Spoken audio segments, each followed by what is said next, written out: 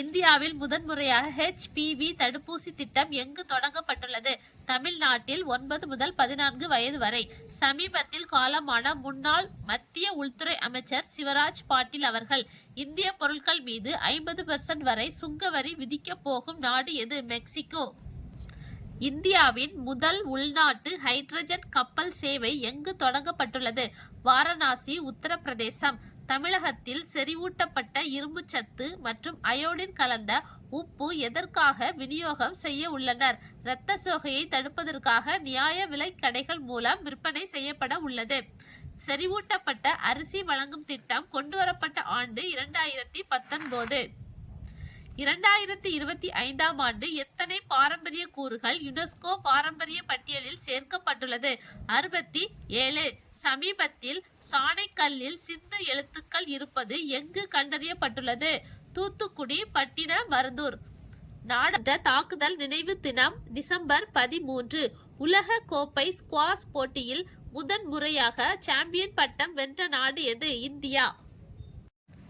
மத்திய பிரதேசத்தில் சிவிங்கி புலிகள் வாழ்விடம் அமைய உள்ள சரணாலயம் வீராங்கனை துர்காவதி புலிகள் சரணாலயம், நவ்ரா தேகி. இந்திய ரிசர்வ் வங்கியின் புதிய செயல் இயக்குனர் உஷா ஜானகிராமன் அவர்கள்.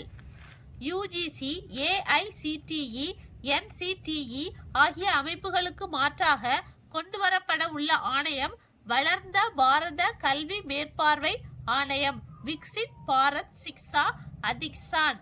UGC என்பது university grants commission, AICTE all India council for technical education, NCTE national council for teacher education.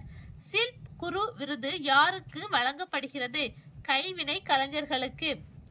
U19 எனும் 19 வயதுக்கு உட்பட்டோருக்கான ஆசிய கோப்பை கிரிக்கெட் போட்டி எங்கு நடைபெற உள்ளது?